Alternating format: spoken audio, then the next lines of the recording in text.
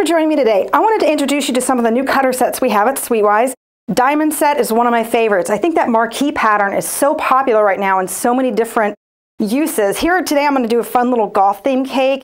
That argyle pattern is pretty classic for a golf type cake, but these are used on pillow cakes, on any kind of thing like that, but it's really popular. One thing that sometimes is difficult to find is the diamond that's the right height for the cake that you need. For instance, maybe you're working on a cookie and it's like a sweater type cookie.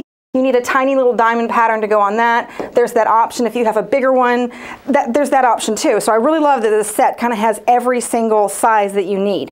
So basically what I've done here, just have kind of a light pink cake. This is obviously for a lady. And I've just rolled out some green and some blue. Those are pretty classic colors for a golf type cake. So this is just fondant that I've rolled out, and I'm just going to lay it over the fondant that's already on there. So going around here to the blank spot that I left, we last finished with blue, so we'll alternate and do some green. A couple of cutouts with that.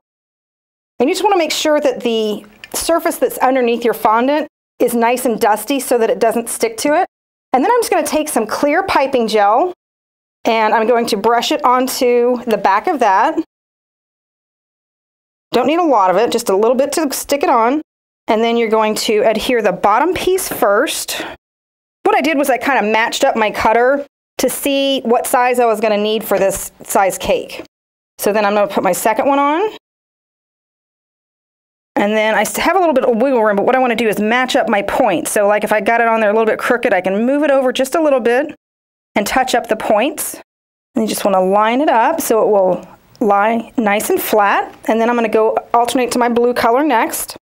So just 2 diamonds of blue. And again, you can pick whatever colors that you want to. Typically, I like to put the piping gel on my dusted side so that that doesn't show as much. But you can also go back and certainly steam it to take off any powdered sugar that's on there. Or you can also dust it with a little bit of luster dust as well. So I'll just stop right here. And I'm going to go around and show you how to finish this argyle pattern off. So here I started just with an alternating color, so I just used yellow. All I'm doing is basically a stitched pattern straight across the diamond, so right across the middle in the same direction.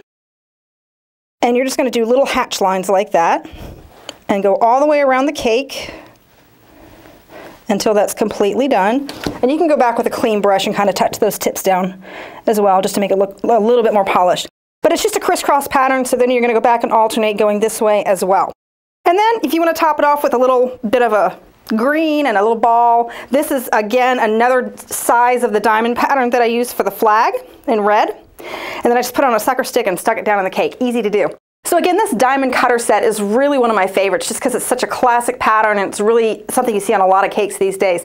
Take a look at this one as well as all the other new cutter sets that we have at SweetWise. They're really, really handy cutters. And I hope you try a golf cake. Summer's coming up. People are getting out on the course again. So this would be a really great theme to try out with your new diamond cutter set. Thanks for watching.